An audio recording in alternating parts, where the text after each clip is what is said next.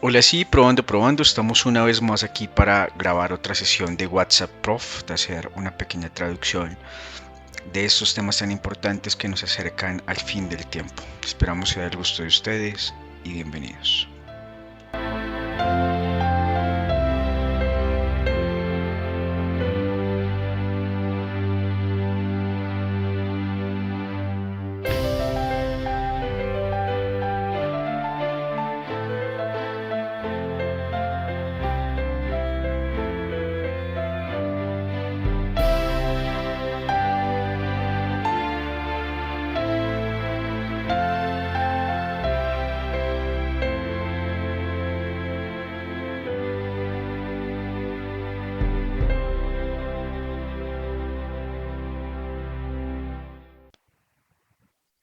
Bienvenidos a otro episodio de WhatsApp Prof. Hola Martín, hola Walter. Estoy bien, ¿y tú? Voy avanzando poco a poco. Sí, lleva un poco más de tiempo que cuando teníamos 20 años, ¿verdad? Pero sabemos dónde podemos encontrar apoyo. ¿Hablan de incrementos de 20 años? Sí, ya estoy en el segundo incremento. Bueno, he tenido algo de experiencia laboral, pero llegar hasta aquí, salir del pozo, al final el trabajo era de lo que se trataba. Esperemos que sí, es que comencemos con una oración. Padre Celestial, gracias por darnos la oportunidad de tener estas conversaciones de nuevo. Te pedimos que ilumines nuestras mentes con el Espíritu Santo y danos la fuerza para hacerlo en el nombre de Jesús. Amén. Martín, de alguna manera nos sentimos inspirados a hablar sobre la adoración y sobre el canto. ¿Y qué se debe hacer ante la abrumadora cantidad de estilos musicales y de adoración que nos llega del mundo? ¿Qué es apropiado y qué no lo es? Esta es una gran pregunta. Estas son preguntas difíciles y generan mucha controversia. Hay mucha gente que me perturba un poco el tema de los estilos musicales, así que si estabas en la cultura, Rabe, ¿te gustaría entonces que lo hicieran en la iglesia? Bueno, lo intentamos al principio, no cuando me convertí al adventismo, sino cuando mi fe cristiana empezó a resurgir. Intentamos hacer música rabé cristiana. ¿Crees que es apropiado hoy en día? No. Cuando te enfrentas a un DJ, ¿no es eso una forma de culto? Bueno, de hecho, hay mucha gente que dice que la música es una religión. Y sí, es una religión. Y quiero decir, si te fijas, como dijiste, el DJ al frente, o incluso si es un artista, está al frente, ¿no? Y tiene toda la atención. Todos con las manos en alto, moviéndolas, gritando, saltando, todos concentrados en la música. Y luego llevas eso a la iglesia, adorando a la misma deidad que adorabas en la cultura rabé. Y lamentablemente, así son las cosas. Esta es una pregunta difícil y la gente tiene sus estilos musicales favoritos. Creen que pueden transformarlos y traerlos a la iglesia. Y ahí radica el problema. A veces digo, está bien, pero se puede usar esta música para llegar a la gente, o sea, es bueno. Entonces, si decido volver a la escena rabé para llegar a la gente allí, ¿funcionará? Lo dudo, Martín. Lo dudo. Tienes que salir de ese sistema. Tienes que dejarlo atrás y reaprender de qué se trata todo esto. Servimos a un Dios excelso y santo.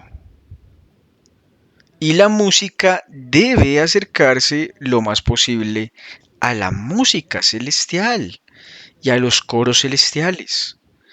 La pregunta, por supuesto, es, ¿qué hacen los coros celestiales? ¿Puedes tal vez imaginarlos cantando rock cristiano? No, Después de los estudios que he realizado, ahora empiezo a comprender quién es Dios. Así que independientemente del género al que estés acostumbrado o que disfrutes, hay ciertos cambios que deben ocurrir. Debe haber una reprogramación. El problema es que cuando intentan retener a la gente en las iglesias, y ha habido varios experimentos de este tipo, transformando nuestras iglesias en ese tipo de sectas, el contexto cultural influye, y si analizamos la historia y sus resultados, la mayoría han desaparecido. Se han convertido en iglesias dominicales. Es todo. Creo que mientras hablabas de ello, hubo un proyecto que creo que aún sigue en marcha.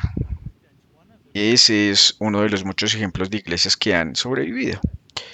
Han sobrevivido porque su estilo te atrae de vuelta a tu cultura original, que según afirman es menos restrictiva y más liberal. Entonces, ¿qué hacemos? ¿Cómo cambiamos ahora? Soy de una generación mucho mayor que la tuya. Crecí en la época de los Beatles y los Rolling Stones. Por cierto, algunos de estos viejos cascarrabias siguen por ahí, ¿no? Y no han cambiado de opinión. Pero es interesante que los hayas mencionado porque según la imagen que se tiene de ellos, son opuestos. ¿Sí? Los Beatles son los más conservadores y los Rolling Stones son los auténticos rockeros, abiertamente satánicos, con simpatía por el diablo. Pero no nos desviemos del tema. Lo que quería decir es en realidad que los Beatles no son mejores. No decían que eran más populares que Jesús y todo lo que implementaron. El misticismo oriental, todo lo que trajeron y demás. Ahora bien, nunca me interesó mucho nada de eso. Cuando era un joven, me gustaba más la música casi psicodélica, como la de los Moody Blues.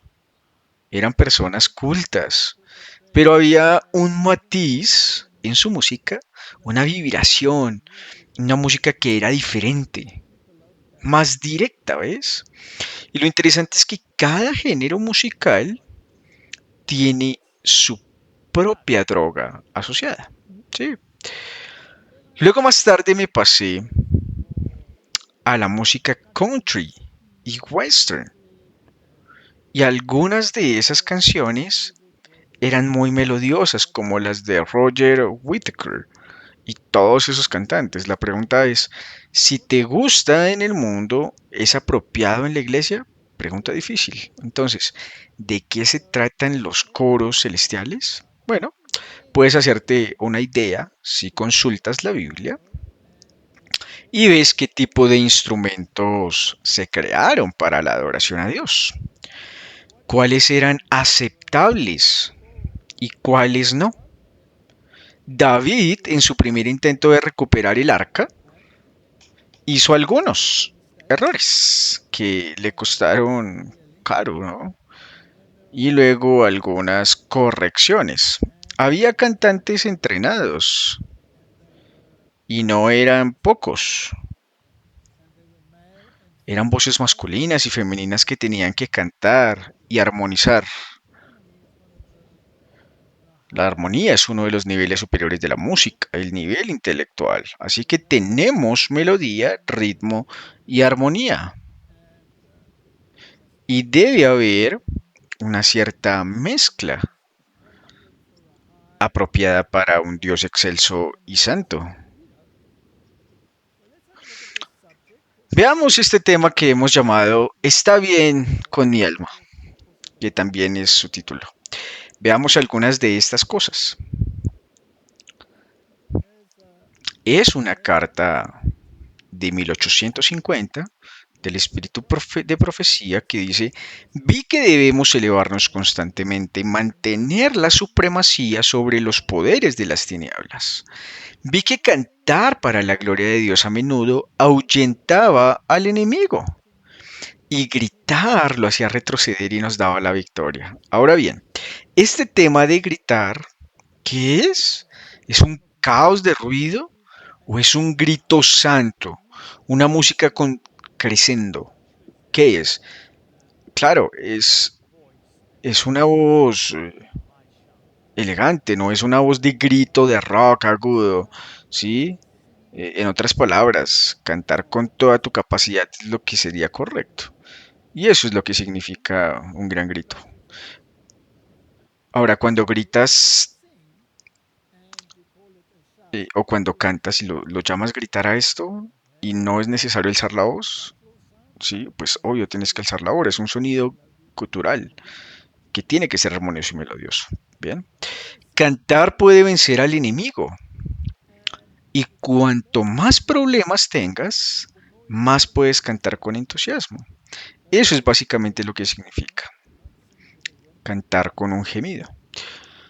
Vi que había muy poca glorificación de Dios en Israel y poca sencillez infantil. Esos son dos puntos muy importantes. Hicimos la sencillez infantil. Tienes que glorificar a Dios. Así que no debes ser egocéntrico, no debes ser mundano, debes ser teocéntrico. Y tienes que tener una sencillez. En otras palabras, tienes que tener los principios básicos que lo hacen agradable a Dios. Allí le pregunté al ángel por qué no había más poder en Israel. Él dijo que había abandonado demasiado pronto las promesas de Dios. Presenta tu petición al trono y aférrate a la fe. Si cantar es una forma de oración, si cantar es una forma de adoración, ¿contiene peticiones? Claro. Entonces, ¿es un mantra repetitivo o es una petición? Tan pronto como se convierte en un mantra repetitivo, pierde toda su influencia. Y la Biblia dice claramente que entonces eres como los paganos. ¿Crees que recibirás lo que pidas y lo tendrás? Así que si una canción es una oración, también es una petición. Puede ser una glorificación, puede ser acción de gracias, puede ser todo esto, pero también puede ser una petición. Un estruendo ensordecedor perturba y pervierte si se realizara algunas cosas de estas. ¿El grito o el canto piadoso con Gus puede estar en armonía con el estruendo ensordecedor? No, no. Gritar, chillar y usar una voz que casi te deja fónico por tus palabras no parece apropiado. Bien. Los poderes de las fuerzas satánicas se mezclan con el estruendo y el ruido para crear un carnaval, y a esto se le llama la obra del Espíritu Santo. ¿Acaso no lo vemos a gran escala en la cultura rabé y en los conciertos de rock? Sí, ahí está el problema. Y en las iglesias, ese es el quid de la cuestión, porque el problema es que uno se acostumbra a ello en la vida secular, ¿bien? Una vez que vas a la iglesia, es más fácil trasladarlo también allí. Y entonces ya no te sorprende, porque estás acostumbrado, así que eso es difícil, porque una vez que te acostumbras a esto, para deshacerte de ello tienes que armonizar con la voluntad de Dios. Entonces, ¿acaso lo que hace el mundo no es desensibilizarse por completo de a los principios más sutiles de la oración? Cuando tienes este tipo de cultura y estás en este estado de ánimo, ¿acaso realmente estás orando a una fuente externa o estás satisfaciendo un deseo, un sentimiento? Sí, de acuerdo. Esas cosas que han sido en el pasado seguirán siendo en el futuro. Satanás hará de la música una trampa, por cierto. se lleva a cabo y no demos lugar a ejercicios extraños que realmente distraigan la mente de las profundas inspiraciones del Espíritu Santo.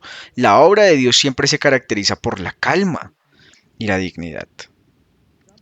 Saltar, gritar, gesticular, ¿es eso calma y dignidad? No. Claro que hay un problema. ¿Y qué hay del baile que se hacía para el Señor? Pero siempre había un contexto bélico, cuando la gente salía al encuentro del ejército. Hay que volver al contexto. Correcto. Cuando regresaban al templo era un acto de adoración y eso no se incluyó. Es otra afirmación de Martín Lutero. Y Martín Lutero tenía cosas muy interesantes que decir, estaba muy involucrado en la música y escribió himnos muy maravillosos. No tengo paciencia para los excéntricos que desprecian la música porque es un don de Dios. La música ahuyenta al diablo y alegra a la gente. Con ella olvidan toda ira, lujuria, arrogancia y además. Después de la teología, le doy a la música el lugar más alto y el mayor honor. Así que repito, ¿ahuyenta a los demonios? Sí, definitivamente. Ahora, si la música es exactamente la misma que en la cultura rave o en un concierto de rock, ¿los demonios se sienten cómodos en ese ambiente? Por supuesto, desafortunadamente. Bien, es otra cita de él. No podemos molestar más al diablo que enseñando, predicando, cantando y hablando de Jesús. ¿Está eso en armonía con lo que leemos en el espíritu de profecía? Claro que sí. Por lo tanto, me parece bien cuando con voz sonora es una voz fuerte. Sí, es una voz fuerte, pero no es chocante para los sentidos. Entonces, cuando con voz sonora cantamos en la iglesia, el diablo no puede soportar estas palabras y huye porque siente lo que contienen. Bien. Oh, qué alegría. Encontramos tanta alegría en estas palabras como miedo les tiene el diablo. Voy a decir, Martín, qué es lo que los asusta, esas palabras, qué significa.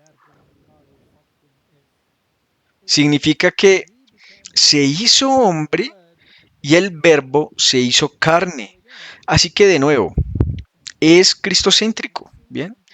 Y tan pronto como algo es cristocéntrico y no egocéntrico, el diablo no lo soporta, porque Cristo y el diablo están en enemistad, donde Cristo es adorado y Satanás no puede, no, él tiene que huir, él tiene que irse.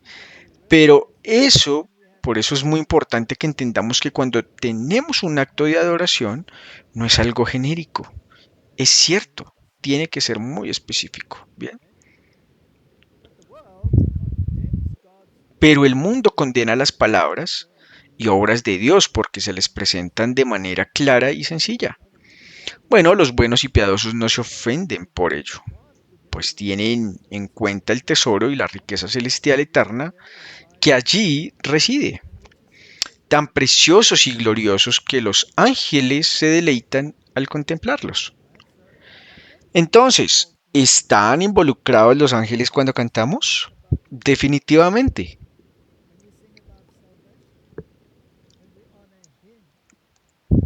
Cuando cantamos sobre la salvación, cuando lo honramos como creador, cuando lo honramos como Señor y dador, cuando le obedecemos, ¿se deleitan? Por supuesto. ¿Le obedecen? Claro. Me hace pensar en cuando nació Jesús. Los ángeles cantaban a los pastores. ¿Y qué cantaban? Cantaban gloria a Dios en las alturas. Porque allí decía exactamente, Dios se hizo carne, el verbo se hizo carne, incluso en Job, que mencionaste, los hijos de Dios cantaban y cantaban, e incluso la Biblia lo menciona. Dios canta, claro, y Jesús cantará, se regocijará sobre ellos con su canto. Esto será fascinante, sin duda. Será el canto supremo cuando Dios canta. Claro que sí, no puedo esperar a eso. Yo tampoco.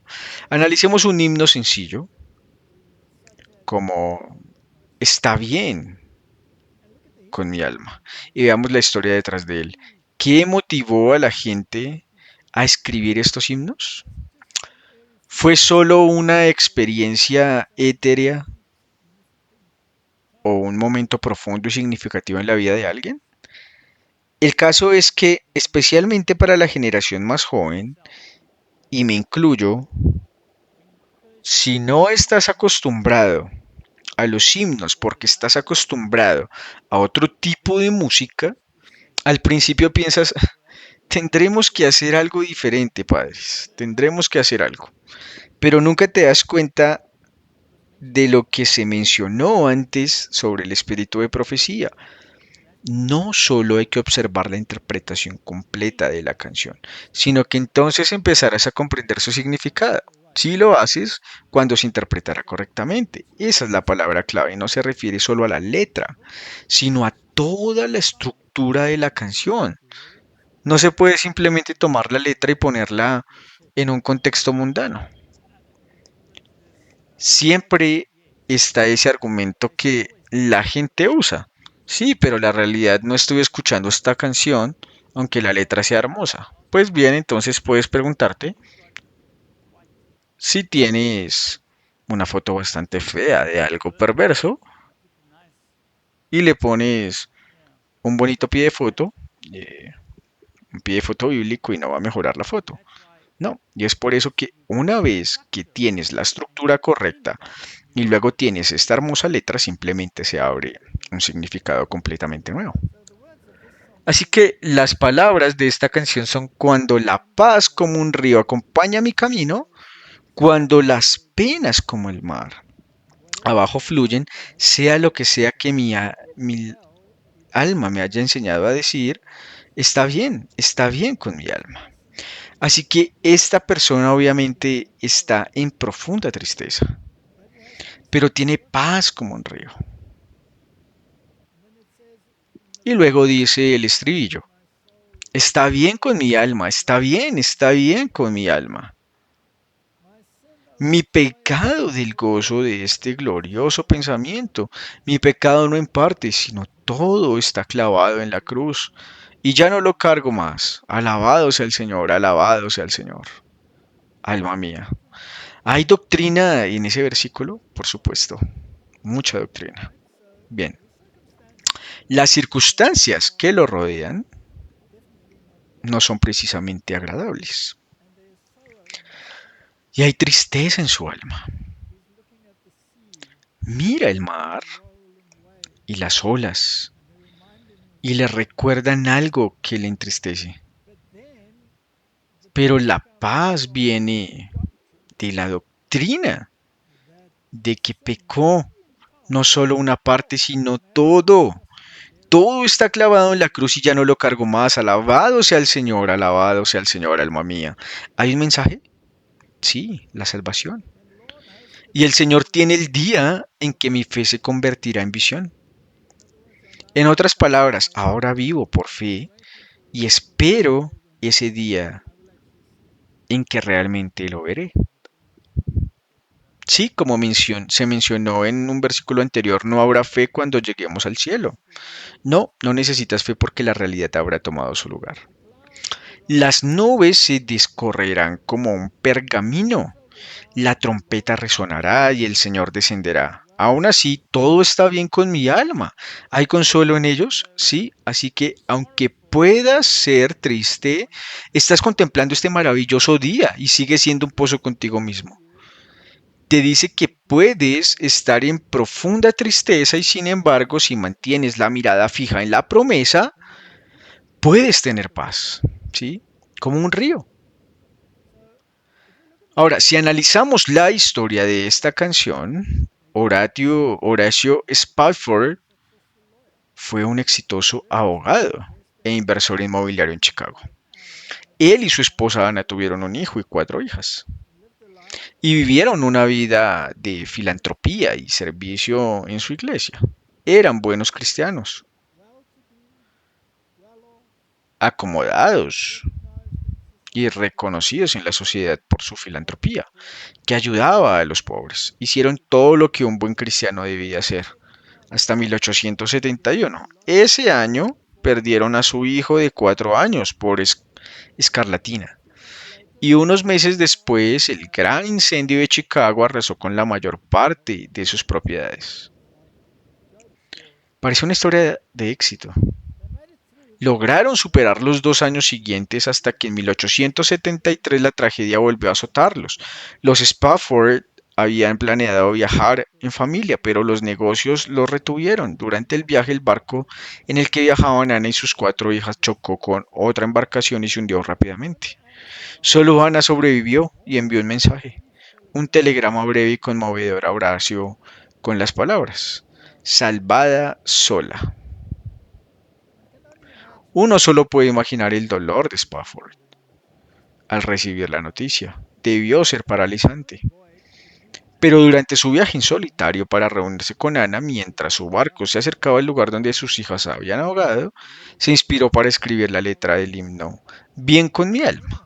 A diferencia de muchas canciones de desamor, se centra menos en lo que se perdió y más en donde se puede encontrar la esperanza.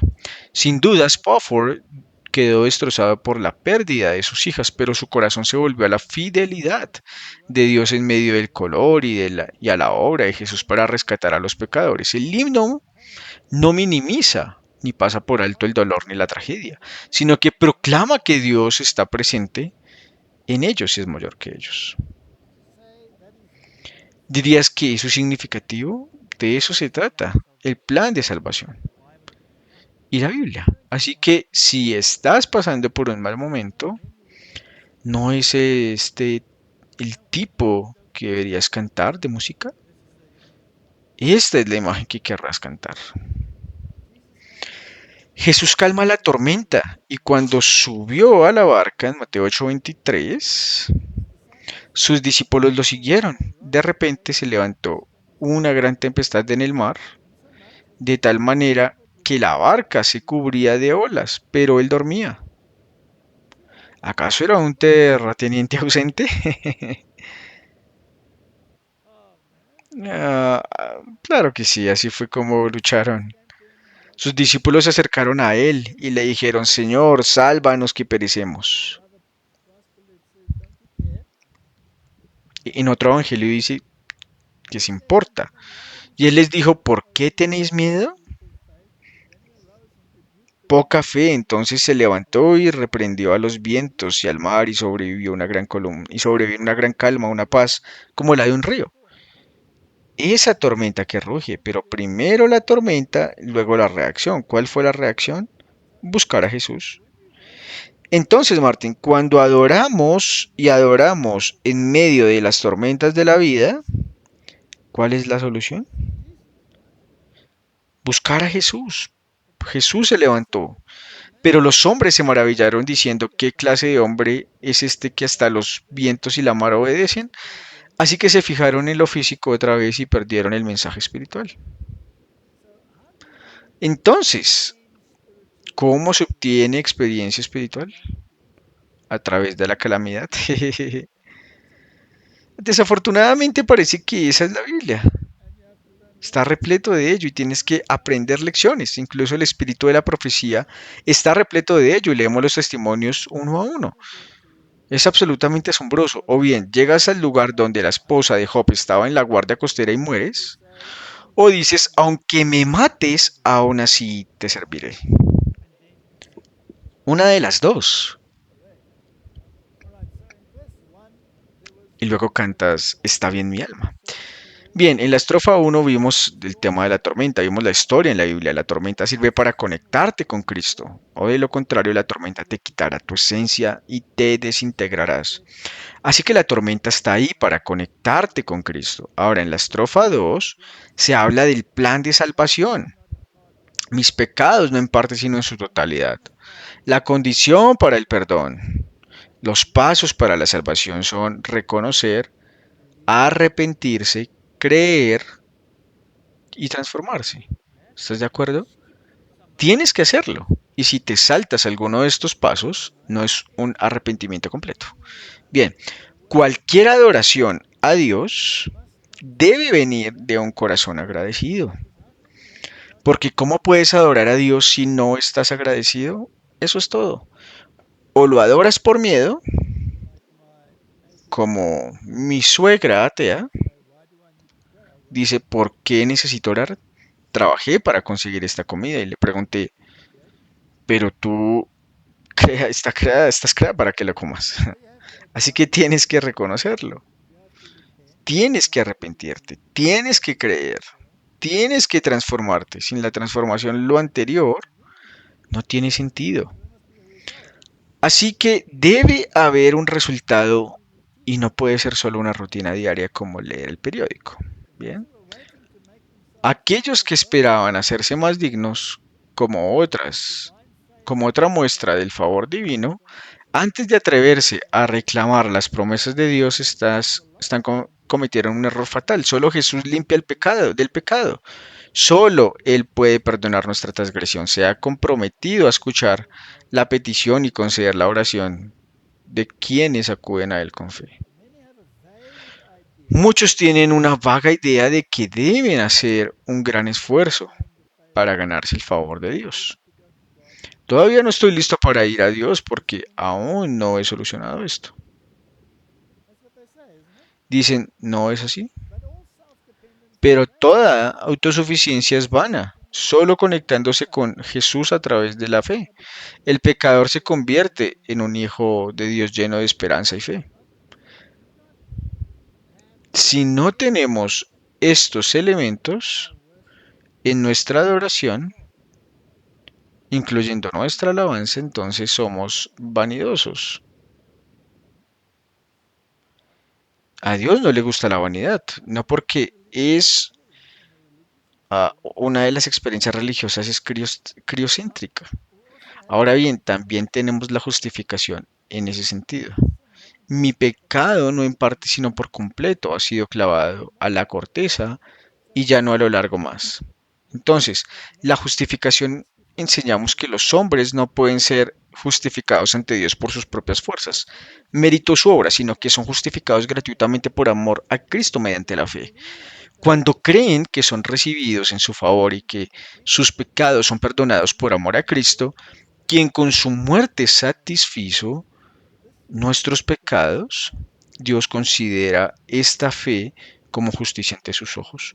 Cuando citamos Romanos 3 y 4, ¿estás de acuerdo con esta afirmación? Estoy de acuerdo. Bien, ahora, Martín, ¿de dónde viene esto? Viene de la Confesión de Augsburgo.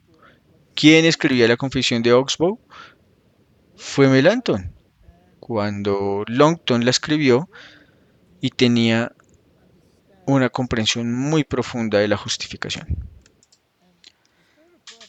El espíritu de profecía dice claramente que tenía una comprensión correcta de la justificación, así que es bueno leerla. Leámosla de nuevo. Enseñamos que los hombres no pueden ser justificados ante Dios por sus propias fuerzas, méritos u obras, sino que son justificados libremente por amor a Cristo, por causa de Cristo, mediante la fe, cuando creen que son recibidos en gracia y que sus pecados son perdonados por Cristo, quien con su muerte satisfizo nuestros pecados. Dios considera esta fe como justicia ante sus ojos. Romanos 3 y 4. ¿Acaso la Iglesia Católica Romana lo niega? Sí, lo consideran anatema. Por lo tanto, según el artículo de la justificación, la fe se sostiene o se derrumba, y quien no recibe el artículo de la justificación no puede adorar al mismo Dios. No se puede, porque uno dice por la fe y el otro por las obras, correcto.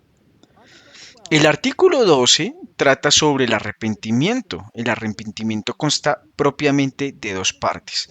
La contrición, que los terroristas podrían pensar la conciencia a través del conocimiento del pecado, y la fe, que nace del Evangelio o de la absolución, que cree por causa de Cristo por los que los pecados son perdonados, consuela la conciencia y la libera de los terrores. Entonces, las buenas obras, como frutos del arrepentimiento, son una consecuencia natural. Bien. ¿Estás de acuerdo con esta afirmación? A ver, las obras son al 100% una manifestación del arrepentimiento. Primero una, luego la otra. De lo contrario no puedes revertirlo. Si lo haces, has negado a Cristo por completo. Has negado la cruz. Has negado la sangre. No me extraña que los jesuitas me irriten tanto, porque ignoran los fundamentos mismos de la Biblia. Es cierto. Bueno, solo quiero mencionar algo sobre la justificación y la santificación. Ahora bien, si bien entiendo que la santificación es como la justificación, si tomamos por ejemplo al ladrón de la cruz, Jesús lo justificó y lo santificó, ¿sí? Pero si hubiera bajado de la cruz, habría hecho lo mismo que todos nosotros, habría tenido que permanecer santificado, es decir, permitir que Cristo obrara en él, ¿sí? Y seguir así. Entonces, la justificación es un decreto judicial, es un concepto legal. La santificación, la justicia impartida, es un don igual que la justificación. No es algo que uno logre por sí mismo. Es permitir que Cristo te transforme, sí, y permanecer así, sin actuar en contra de ti desde abajo hacia arriba. Y dado que tienes una naturaleza humana, tropezarás y caerás, pero tienes que mantener la mirada fija en la cruz y tienes que pedirle constantemente a Cristo que obre en ti en el altar. Así es como funciona. El verso 3 de esa canción trata sobre la esperanza del Adviento.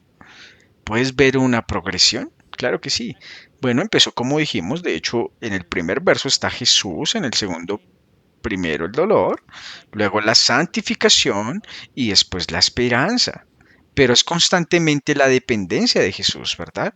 Así que pasamos al centro del Adviento. Hay un mensaje, hay una teología y está en armonía con la Biblia. Esos son los elementos. No estamos hablando de un objetivo específico ni de decir a la gente, por favor, canten este himno, porque entonces también se convierte en un mantra. Estamos hablando de los principios de lo que constituye un canto de adoración, que quede claro. Ahora, aquí hay otro himno, el número 154, cuando contemplo la maravillosa cruz. Analicemos ese. Cuando contemplo la maravillosa cruz en la que murió el príncipe de la gloria, considero mi mayor ganancia. Pero la pérdida y el desprecio de todo mi orgullo son insignificantes. ¿Qué hay de la teología de este verso? Martín, es profundo. ¿Acaso reduce la gloria del hombre al polvo? El espíritu de profecía dice que la justificación es dejar la gloria del hombre en el polvo. Y aquí tenemos nuestra gloria en el polvo, derramando desprecio sobre todo mi orgullo. Que Dios me libre, Señor, de gloriarme en la muerte de Cristo, mi Dios. Todas las vanidades que más me atraen, lo sacrifico a su sangre. ¿Es eso la voluntad de renunciar a las cosas del mundo, a todo, a no aferrarse ni a un ápice? Bien, ahora, pero si cantas esto, da, si lo cantas participando en el mensaje, ¿puedo cambiar algo? Tiene que cambiar. Quizá eso sea algo que podamos implorar a la gente. Eso nos pasó, bueno, a mí y a mi esposa, cuando empezamos a cantar esto y a escuchar atentamente, a comprender la doctrina que estamos cantando. Pablo dice, cuando hago estas cosas, las hago por el espíritu, las hago con el corazón, pero también con la mente. Ambos deben estar constantemente conectados. No se pueden desconectar porque entonces los sentimientos se descontrolan. Es cierto, pero aquí te mantienen dentro de la estructura. Mira desde su cabeza, sus manos, sus pies. La tristeza y el amor fluyen mezclados. Eso es muy poético. ¿Acaso el aire se encontró con tal amor y la tristeza? ¿O las espinas compusieron una corona tan rica? Eso es bastante profundo, ¿eh? Pero hemos perdido nuestra profundidad y nos hemos movido hacia estribillos simples que se pronuncian fácilmente, pero que no requieren necesariamente mucha reflexión. Es cierto, ese es un problema, porque creo que queremos simplemente sentarnos y disfrutar sin pensar en nada. Entonces, no piensas, estás teniendo una sesión relajante, enciendes una fogata y cantas. No digo que no debamos hacer eso, pero cuando se trata de verdadera adoración, cuando se trata de verdadera adoración, no quieres tener cosas profundas de las que hablar y cantar, pues claro, ¿dónde está todo el reino de la naturaleza? Eso fue una ofrenda demasiado pequeña. Amor tan asombroso, tan divino. Divino es mi alma, mi vida, mi todo. Martin, ¿estás dispuesto a cantar eso? Por supuesto que sí. Quiero. Es una decisión tremenda, porque una vez que lo has hecho, no hay vuelta atrás. ¿De acuerdo? Muy bien, este himno se basa en Gálatas 6:14. Pero Dios no permita que me gloríe, sino en la cruz de nuestro Señor Jesucristo. El prolífico Charles Wesley, quien escribió más de 6.000 himnos, dijo que renunciaría a todos sus himnos por haber escrito este y despreciar todo mi orgullo. Interesante, ¿verdad? Así es como deberíamos sentirnos. Entonces, ¿en qué se basa este himno? Eso es todo. Y deshacerse debemos del orgullo. Bien, veamos su historia. Cuando contemplé la cruz maravillosa de Isaac Watts, cuando contemplo la cruz maravillosa en la que murió el príncipe de la gloria, considero mi mayor ganancia, pero pierdo y desprecio todo mi orgullo. Uno de los más grandes compositores de himnos de todos los tiempos compuso el hermoso himno Cuando contemplo la cruz maravillosa. Isaac Watts nació en Inglaterra, primogénito de una familia de tradición disidente. Aunque su formación en griego, latín y hebreo le había permitido convertirse en sacerdote anglicano, eligió ingresar en una congregación disidente. Otro de esos rebeldes. Es interesante que Wesley dijera que lo daría todo por haber escrito lo que Isaac Watts escribió, justo en la época en que las iglesias en Inglaterra cantaban solo salmos métricos. Pero para cuando murió había sembrado la semilla de un himnario mucho más complejo. Sus 600 himnos, que se encuentran en 7 colecciones, hicieron la transición de un salmado métrico rígido a un himnario más libre basado en la teología. Recordemos de dónde vienen. Provienen de la Edad Media, donde la música a menudo inducía estados de ánimo y se cantaba con frecuencia, especialmente en la Iglesia Católica. Siempre fue de una manera muy específica, ¿correcto? Y ahora Dios está impulsando la reforma y les está enseñando algo diferente en la música. Si Dios les enseñó esto, Martín, es algo que deberíamos conservar. Es cierto, pero ¿acaso no se oye hoy el mismo argumento de que tal vez haya que cambiarlo un poco para adaptarlo a los tiempos? Bien, pero veamos los principios. Estamos viendo los principios. ¿Qué incluyen los himnos? Una teología compleja y un formato. Lo ideal para el canto congregacional es que los himnos reflejen el tema del sermón. Insis- Insistió en que las canciones en la iglesia debían ser plenamente evangélicas y no solo complementos de los salmos. que los himnos debían ser de composición libre y no limitarse a la letra de las escrituras, y que debían expresarse con claridad para que los pensamientos y sentimientos de los cantores no se limitaran a evocar eventos de un pasado lejano.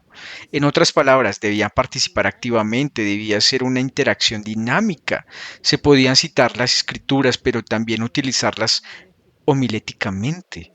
Se podía expresar lo que se sentía y lo que se había aprendido de su lectura. También escribió textos que se ajustaban a las métricas más comunes de los salmos, permitiendo que cualquier congregación los cantara con diversas melodías, de manera que cada verso contuviera una idea completa. Esto era importante, ya que los himnos, al igual que los salmos métricos anteriores, eran dirigidos por el presentador o el director del coro. El director cantaba una frase y la congregación la repetía. Si una idea se extendía a lo largo de dos frases, esta técnica didáctica la fragmentaba y esto facilitaba el proceso, un pensamiento completo en una sola frase, en la medida de lo posible. Si observan este método, verán que un pensamiento completo en una sola frase es fácil de internalizar y además de recordar. Sí, y si se añade rima, es aún más fácil de recordar. Por eso se pueden usar las escrituras e introducir rimas para facilitar la memorización. Otro ejemplo del impacto de su teología en sus himnos es que editó textos del Antiguo Testamento para reflejar la presencia de Cristo, lo que provocó que viera a Dios Padre desde la perspectiva de Dios Hijo. Es asombroso. En otras palabras, interpretaba el Antiguo Testamento y lo usaba como expositor del Nuevo. Eso es precisamente lo que se supone que debe hacer, incluso al predicar. La cuarta estrofa original del himno se omite, aunque evoca una imagen muy poderosa. Su cuerpo moribundo carmesí como una túnica, extendido sobre la cruz. Entonces, yo estoy muerto para todo el mundo y todo el mundo está muerto para mí. Es interesante que la omitan, ¿no? Me gusta bastante. Es muy teológico, muy profundo y también tiene esa idea de separarse del mundo. El mundo no tiene cabida en la iglesia. No, nada. Dios dijo que estamos en este mundo, pero no somos de este mundo. ¿Acaso esto le quita alegría y experiencia? No, para nada. Ahora bien, si es bíblico, debería aumentarla. Bien, esto te hace pensar en aquel tipo, ¿recuerdas hace un tiempo aquel que corría de un lado a otro gritando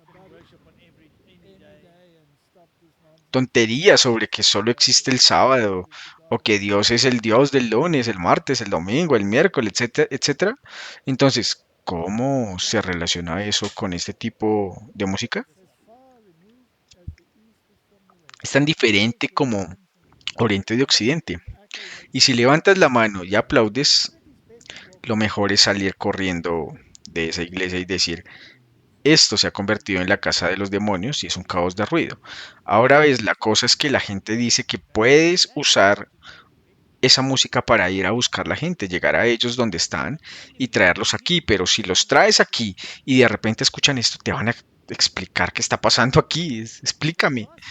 Así que los dos últimos versos de la estrofa forman un quiasmo. Richard Watson observa un cruce a la manera de la letra griega que se encuentra en el cuarto verso, el cual toma la idea de Gálatas 6:40. No se trata de la cruz que se forma entre las palabras muerto y globo. En esos dos versos, cuando contemplo el maravilloso Crisántemo, es uno de sus mejores poemas y un excelente ejemplo de por qué se considera un punto de apoyo en la transición a himnos. El reverendo Carlton Jung, editor de Himnario de 1989, señala que este himno es claramente diferente de sus poemas anteriores, que podrían caracterizarse como poesía devocional o paráfrasis de salmos.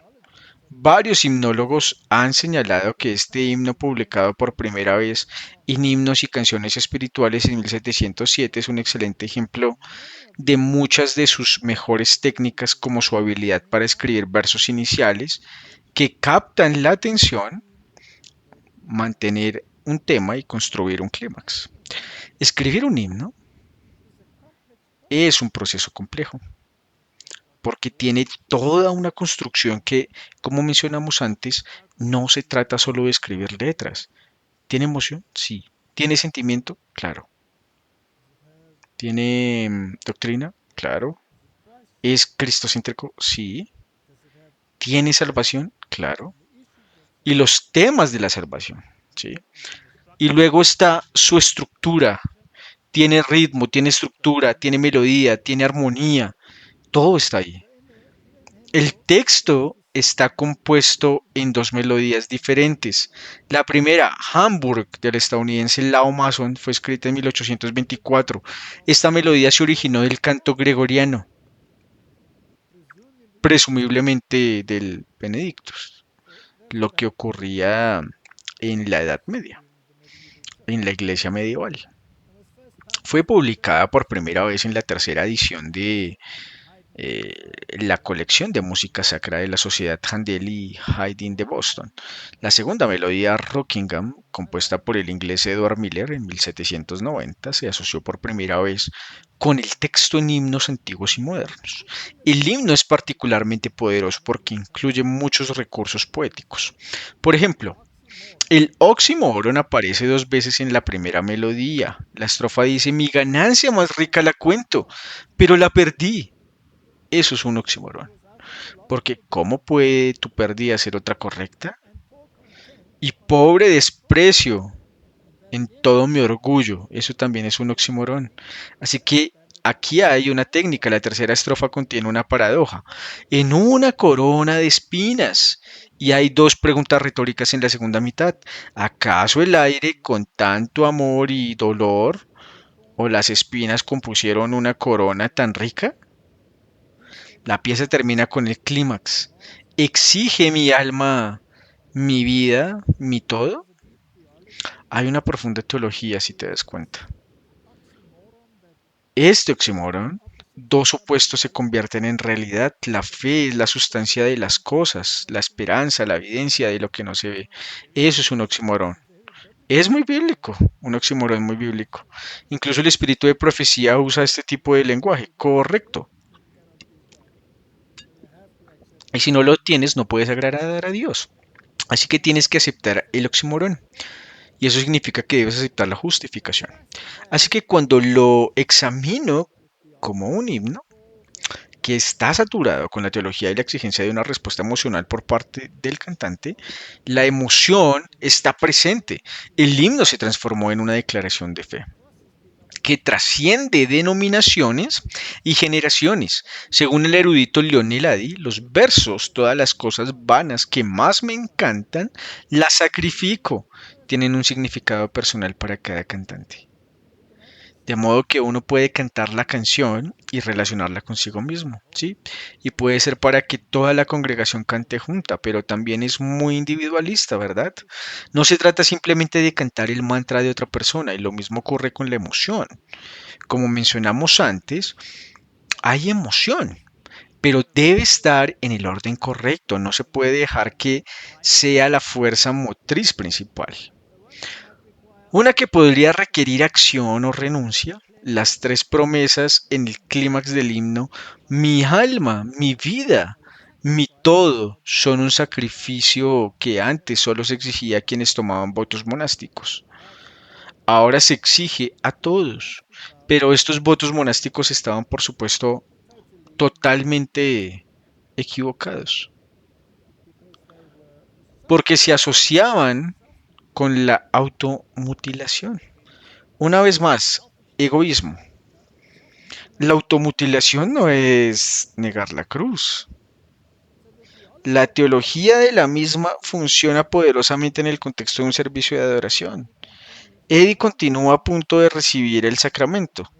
El poeta medita sobre el amor que transformó ese instrumento de tortura judicial y muerte en el canal de compasión divina. Una obra maestra que marca el genio de un hombre y su influencia en millones de cantantes a lo largo de los siglos. Como es el Dr. Young, construyó con éxito un puente de Salmadí al Jimidí y liberó la iglesia para crear un cuerpo vivo de alabanza cristiana en cantos.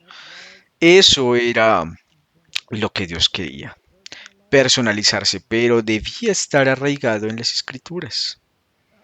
Ahora, veamos otro himno, Martín. Usamos estos himnos como ejemplos para analizar la estructura, las metodologías y lo que realmente debería implicar. No decimos que se centren solo en esto, sino que extraigan el mensaje general para que puedan reflexionar sobre qué significa adorar a Dios, especialmente cuando se usa el canto. Así es. Este es un poco más libre. Jesús mío, te amo, sé que eres mío. Por ti renuncio a todas las locuras del pecado. Mi bondadoso Redentor, mi Salvador, si alguna vez te amé, mi Jesús, es ahora. Esta es una canción alegre, ¿verdad? Y hay gratitud en ella. Hay una respuesta a la cruz en ella, ¿sí? Deberíamos tenerla en nuestros himnarios, ¿sí? Debe haber una expresión de gratitud, ¿correcto? Te amo porque tú me amaste primero y compraste mi perdón en la cruz del Calvario. Te amo por llevar las espinas en tu frente. Si alguna vez te amo, mi Jesús, es ahora. ¿Es esa la teología en esa hermosa canción? Te amo en la vida, te amaré hasta la muerte, y te alabaré mientras me des aliento. Y diré, cuando la muerte se enfríe sobre mi frente, si alguna vez te amo, mi Jesús, es ahora. Entonces, ¿cuánto tiempo continuará este proceso de amor? Hasta el final, hasta entonces, durante toda tu vida. Y si pierdes esta gratitud, y si pierdes de vista esta cruz, entonces has perdido tu experiencia cristiana, ¿verdad? Y para eso está Él, para recordarte tu experiencia cristiana y para levantarte cuando estás débil y ayudarte a salir del pozo, cuando no puedes más. Y también cuando sales de allí para decir con alegría, gracias. ¿Cuál es este resultado final en menciones de gloria y gozo sin fin?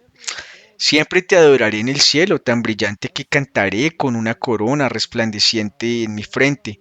Si alguna vez te amo, mi Jesús, me ama ahora. Así que pase lo que pase en esta vida, esta es la promesa que la gente quiere oír y experimentar. ¿Bien? ¿Recuerdan a la prostituta de la que hablamos? El casero ausente dijo que se había llevado su recompensa, que había recuperado el dinero. Eh,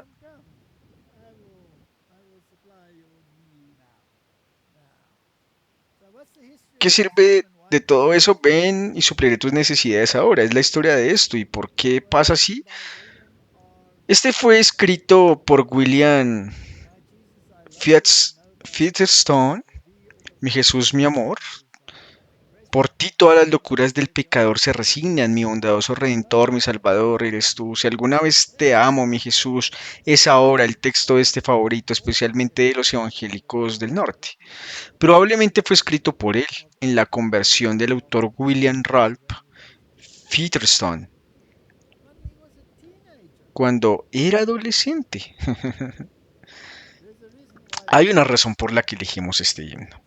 Él era adolescente. Y hay muchos adolescentes hoy en día ocupados con la música, especialmente en la iglesia, y que no sienten que los himnos sean un poco aburridos, pero este himno fue una conversión. ¿Comprendió él la conversión que experimentó? Sí, la comprendió. Debió haberla meditado mucho, debió haber estudiado las escrituras. Está basado en las escrituras, es una expresión de la comprensión completa que tuvo. No es un himno complejo, ¿sabes? La sencillez y sinceridad del texto han resonado entre los cristianos durante más de 150 años, particularmente como himno de invitación o de adoración o de oración. Featherstone, a veces llamado Featherstone, nació en Montreal, Quebec, Canadá, donde sus padres eran miembros de la Iglesia Metodista Wesleyana. El reverendo Carlton Young, editor del himnario, sugiere que el himno fue compuesto en algún momento entre la conversión del autor en 1858 y cuando fue incluido en el himnario de Londres. Se sabe poco más de Featherstone. La estrofa emitido en la orina del himno aparece como el tercer estandarte en muchos himnarios. Te amaré en la vida, te amaré en la muerte y te alabaré mientras me des aliento. Y diré cuando la muerte te llame sobre mi frente, si alguna vez te amo, mi Jesús. Se trata de un joven adolescente pensando en la muerte que se avecina. Ah, increíble. Esta estrofa tiene las características de los himnarios románticos del siglo XIX, con su enfoque en la muerte. El estandarte final de Losing to Mentions of Glory in Heaven cumple el mismo propósito de una manera más positiva. Muestra que si bien es un día triste, también hay esperanza. Las estrofas 2, 3 y 4 del himno original incluyen una referencia a la frente como tema unificador, llevando espinas en tu frente. Muerte te llama sobre mi frente, corona brillante en mi frente. Así que hay algo para reflexionar. Es agradable que lo repita, pero no es repetitivo. Muy buen punto, Martín. El otro tema unificador es el verso final de cada estrofa. Si alguna vez te amo, Jesús mío, es ahora. Este enfoque en el amor del cantante por Cristo impregna el himno desde la primera estrofa. Y si se incluyen las cuatro estrofas originales, la palabra amor o amor aparecen 10 veces. Interesante. Otras expresiones de afecto incluyen don, Dios, Redentor, siempre te adoraré. Como muchos himnos de esta época, este expresa una devoción total a Cristo en un lenguaje íntimo. Ese es un tema que podemos introducir en nuestra música. Debemos hacerlo, pero no debe ser superficial, debe serlo porque viene del corazón. Es una expresión de lo que se siente. Bien. Había una versión más simple, pero aún así tenía todos los criterios de lo que significa servir a Cristo. ¿No es interesante, pequeño niño, nosotros de niños y luego tienes un adolescente escribiendo este hermoso himno?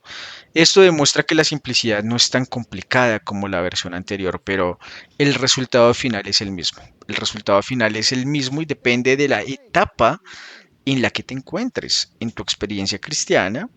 Obviamente no tiene una teología profunda como la que Martín Lutero plasmaba en sus canciones, pero está centrada en Cristo. El significado es maravilloso. Uno de mis himnos favoritos, Martín, es And Can It Be? O ¿Cómo pudo ser eso? De Martín Lutero. Y me encanta cantarlo porque es muy rico en teología. Aborda la esencia misma de las escrituras, la divinidad de Cristo, no como un ser generado, como se enseña en el catolicismo, sino como uno con el Padre desde el principio, no como un ser creado, ¿correcto? Fue escrito por Wesley, como veremos. Y si analizamos la letra y la melodía, es buena, tiene un tema pegadizo y se puede cantar de forma convencional o con entusiasmo. A menudo me recuerda a James White, quien tomaba su Biblia. ¿Debo tomar mi Biblia? No, no es necesario, en realidad no la voy a abrir, solo la voy a mantener cerca. Eso es lo que vamos a hacer. Y cuando la congregación cantaba, como si estuvieran cantando canciones fúnebres, he estado en muchas iglesias donde uno desea morirse porque suena como un funeral cada vez. Entonces él decía, vamos, necesito decirles que se animen y canten con entusiasmo para que puedan cantar esto. Eso también lo decía Gus y se puede llevar a un crescendo. Sí, eso es lo que pasa, ¿sabes? Cada himno que cantas, si lo cantas incluso si es una oración, cántalo con compasión. Entonces cambia todo el significado de la letra. ¿Por qué no lees lo mismo? ¿Por qué debería ser yo? Claro, porque este es tu himno favorito, pero lo he cantado muchas veces contigo. Y puede ser que deba interesarme en la sangre del Salvador, mi Padre Celestial, por mí, quien causó su dolor, por mí, quien lo persiguió hasta la muerte, con un amor asombroso. ¿Cómo pudo ser que tú, mi Dios, murieras por mí? Bueno, esa es una teología asombrosa, ¿sí? Tienes que salvar su sangre. Él murió por ti. Todo lo que el catolicismo niega. Y nosotros somos los que causamos este dolor. ¿Y por qué murió él? Quienes lo persiguieron hasta la muerte. Soy tan responsable de la muerte de Cristo como lo fueron los fariseos de antaño. Amor asombroso, ¿cómo puede ser que tú, mi Dios, murieras por mí? Eso asusta a mucha gente, claro. Hay mucha gente que no puede cantarlo, así que quiero cantarlo. Y cuando lo cante, quiero gritarlo, como ya lo hemos oído antes, ¿sí? No quiero murmurarlo, quiero gritarlo porque eso es lo que creo. Y quiero que todo el mundo en el planeta, sea musulmán, sea musulmán, hindú o católico, sepa que yo creo en eso. Por lo tanto, tengo que gritarlo para que lo oigan. Amén. Y luego repiten, amor asombroso. ¿Cómo puede ser que tú, mi Dios, murieras por mí? Pertinente. ¿Cuánta teología hay en eso? Es doctrina bíblica completa, ¿sí? En el principio era el verbo, y el verbo estaba con Dios, y el verbo era Dios. Dejó el trono de su Padre en lo alto, tan libre, tan infinito. Su gracia se despojó de todo menos de amor y derramó su sangre por nosotros.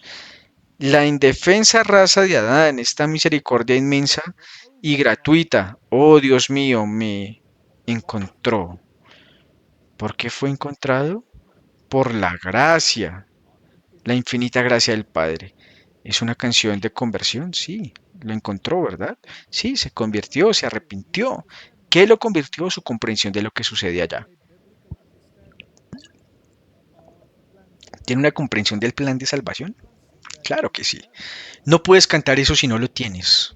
Y si no puedes cantar eso, entonces no eres cristiano. Entonces sabes que eres pagano, exactamente, y no estás encaminado por el verdadero camino. Largo tiempo mi espíritu aprisionado yacía atado al pecado y a la noche de la naturaleza. Tu ojo difundió un rayo vivificante. Desperté, la mazmorra resplandecía con luz, mis cadenas cayeron, mi corazón era libre. Me levanté y salí y te seguí. ¿Hay teología en eso? ¿Es arrepentimiento? Sí. ¿Es un llamado? Sí. ¿Le sucedió a los discípulos? Sí. Entonces, ¿por qué lo siguieron? ¿Y por qué salieron de sus mazmorras? Todos estamos en mazmorras, estamos en prisiones. Hay mucha teología en eso. Puedo cantar qué me pasó a mí si no me hubiera pasado, no podría llamarme cristiano, eso es todo.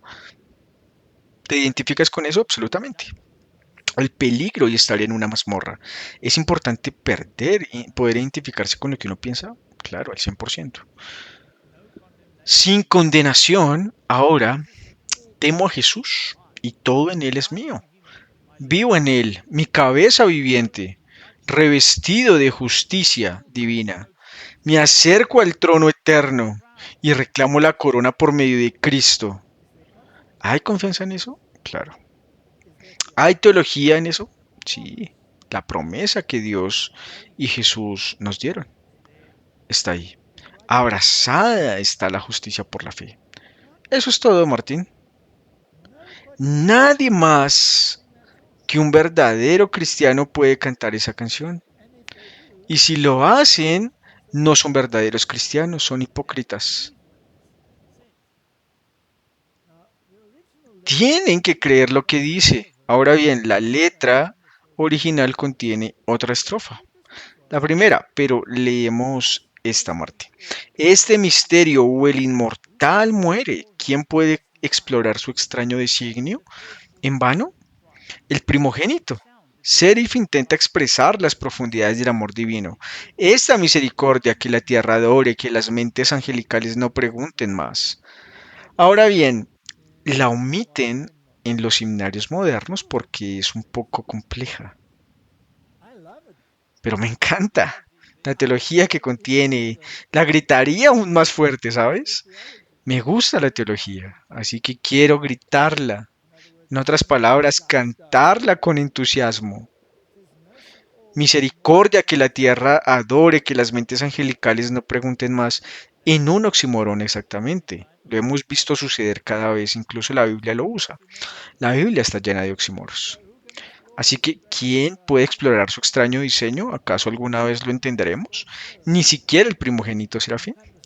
Sí, puedo entenderlo, pero él tiene que analizarlo y crearlo. Estudió eso, esto, misericordia que la tierra adore, que las mentes angelicales no pregunten más. Debería hacernos reflexionar, debería desconcertarnos sobre si somos ángeles o seres humanos. Pero no es necesario, solo hay que creerlo.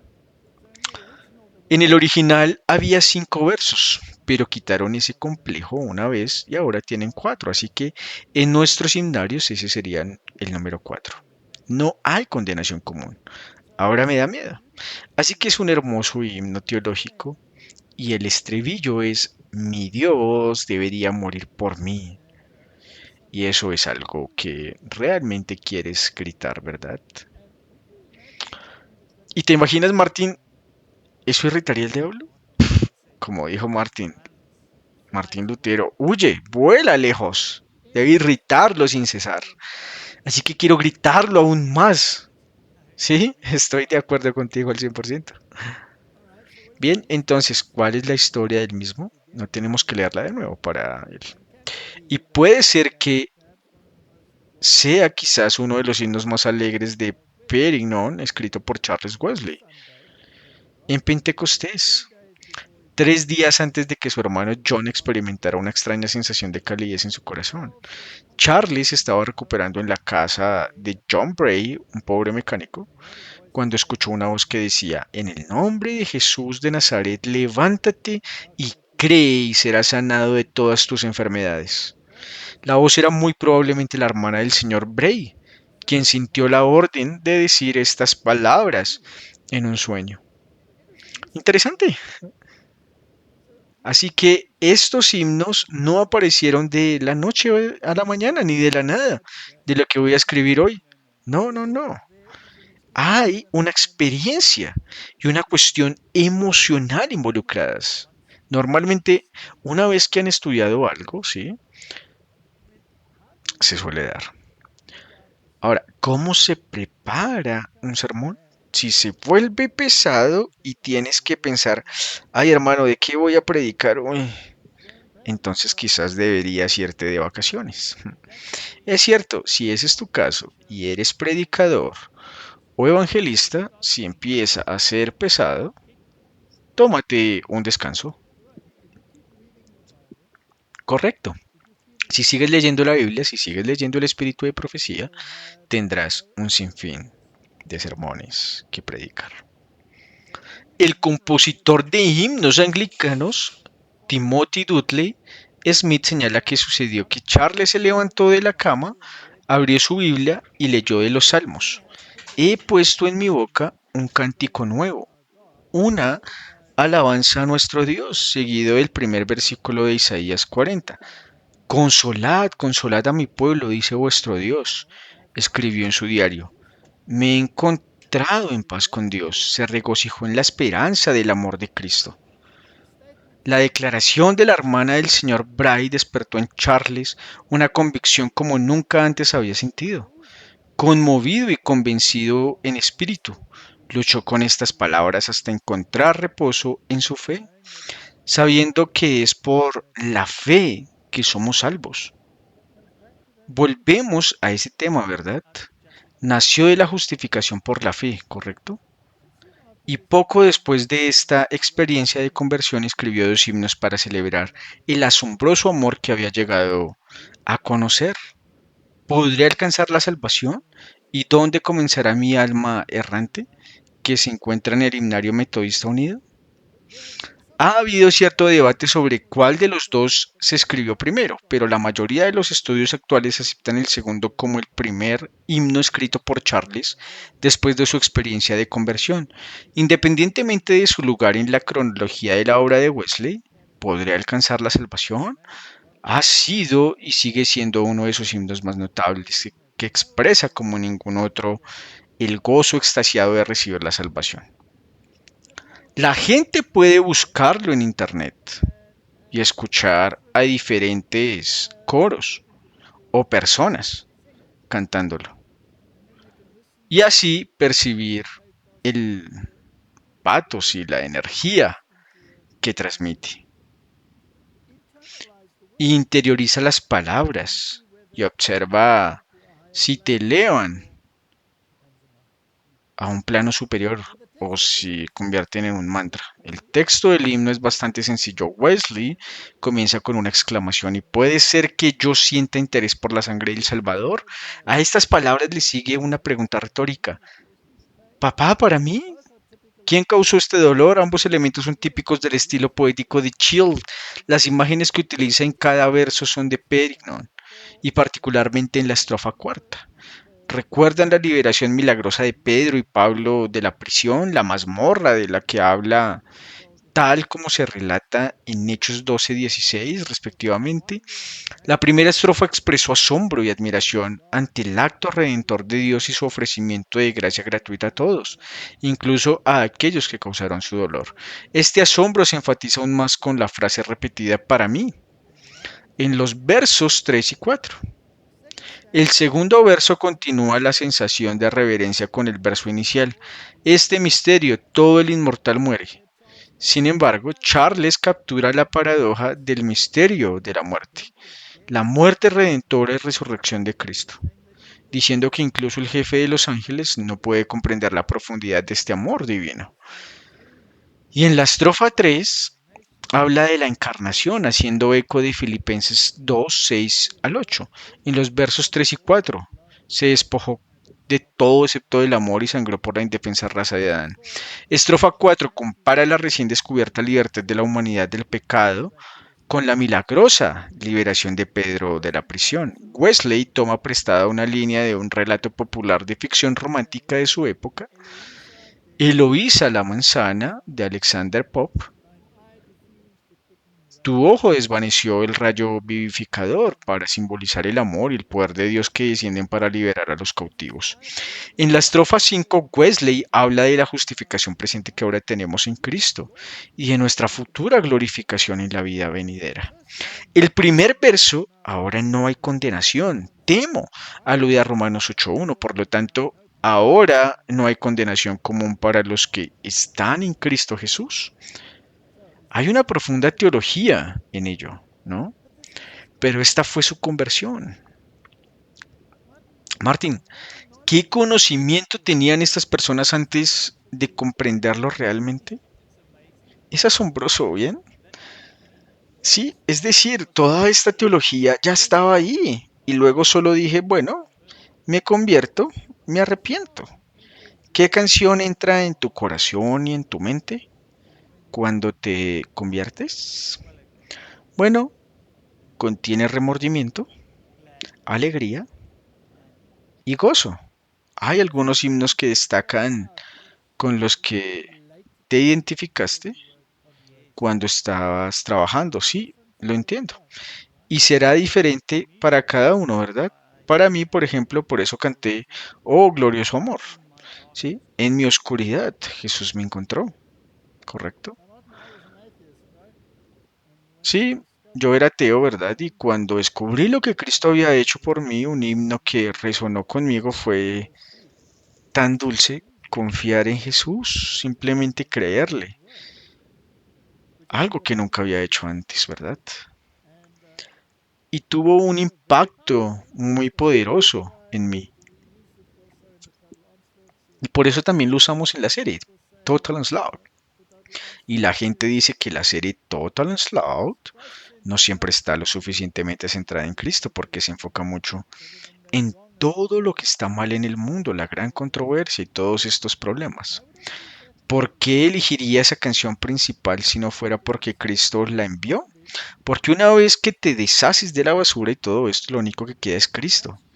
Y si eso es para mostrar todos los engaños que te alejan de Cristo, entonces estás centrado en Cristo, porque todo eso es para quitarte la cortina de humo, para llevarte de vuelta a ti mismo, para llevarte de vuelta a Cristo. Es tan dulce confiar en Jesús, así que en la actualidad hay ciertos himnos que resuenan con la persona, pero deben tener una profundidad teológica. El himno apareció por primera vez en el himnario de John Wesley en 1739. Himnos y poemas sagrados desde su primera publicación se ha incluido en la mayoría de los himnarios metodistas y en los himnarios de muchas otras denominaciones protestantes. Es casi como si los metodistas hubieran llevado el tema del himno a un nivel superior. Y quiero decir, escribió 6.000 canciones. Y el adventismo está muy arraigado en el metodismo, porque el metodismo por primera vez también enfatizó que la santificación no puede quedar solo con la justificación, porque sin santificación nadie verá a Dios. En otras palabras, sin permitir que Cristo te transforme y sin permanecer ahí, no puedes tener vida eterna. Debe transformarse, así que aparte de su misión, según John, de la quinta estrofa original en su himnario de 1780, el himno ha permanecido en su forma original. Esta estrofa faltante habla de la seguridad personal de la salvación. Quizás Wesley la admitió debido a su tono excesivamente personal y su contribución relativamente pequeña al tema y la estructura del himno. Su carácter personal puede ser más apropiado en algunos entornos más evangélicos, pero tiene poca importancia para la comunidad de fieles en general. Ahora bien, esté o no incluida, si no la cambia, está bien. Yo preferiría que estuvieran incluidas, ¿sabes? Como Martin, estarías de acuerdo conmigo en que en gran medida hemos perdido la importancia de los himnos. Me refiero a cuando vas a una iglesia y cantan himnos y, como dijiste, todo el mundo se irrita, ¿sí? Pero si vas a una iglesia y son los mismos himnos, pero se cantan con entusiasmo y fervor, es totalmente diferente. Es diferente. Todo depende del estado de la mente y del corazón. Los himnos no son aburridos. Lo único aburrido son las personas que los hacen aburridos. Tienes toda la razón, así que terminemos con una cita del espíritu de profecía. El arte de la melodía sagrada se cultivó diligentemente en la escucha de los profetas. No se escuchaban valses frívolos ni canciones triviales que exaltaran al hombre y desviaran la atención de Dios, sino salmos sagrados y solemnes de alabanza al Creador, exaltando su nombre y relatando sus maravillosas obras. Así la música se creó para servir a un propósito santo, elevar los pensamientos a lo puro, noble y sublime, y despertar en el alma devoción y gratitud a Dios. Ese es el punto. Deberíamos volver a esta forma de adoración y estudiar. por qué cantamos lo que cantamos, qué significa lo que cantamos y cómo se aplica a mí personalmente. Entonces, no nos quedaremos ahí sentados murmurando, ¿sí? ¿Y qué sucede cuando entras a una iglesia y antes de los sermones y todo lo demás comienza? Hay un canto de adoración inicial y todos cantan. Todo el servicio divino fluye con esa música correcta, que forma parte de la adoración a Dios en los atrios celestiales y debemos esforzarnos en nuestros cantos de alabanza por acercarnos lo más posible a la armonía de los coros celestiales. El entrenamiento vocal adecuado es un aspecto importante en la educación y no debe descuidarse. El canto es parte del servicio religioso. Es un acto de adoración tan importante como la oración. El corazón debe sentir el espíritu del canto para expresarlo correctamente. Pero esa es la base del significado de los cantos de alabanza a Dios. Y si podemos redescubrir esto, ¿qué diferencia hará? Bueno, en los últimos 7 años, todo esto de la música realmente ha transformado mi vida. Y debo decirles que una vez que permites que Dios cambie lo que percibes como correcto y lo que realmente quiere que sea correcto en la música sacra, todo se abre ante ti. Así es, que Dios nos dé sabiduría al contemplar estas cosas. Estas fueron solo algunas ideas sobre lo que constituye la verdadera adoración a un Dios excelso y santo. Que Dios nos dé sabiduría. Oremos. Padre Celestial, queremos servirte no solo en doctrina, pero también en canto. Y queremos ser parte de esa experiencia celestial, esos coros celestiales.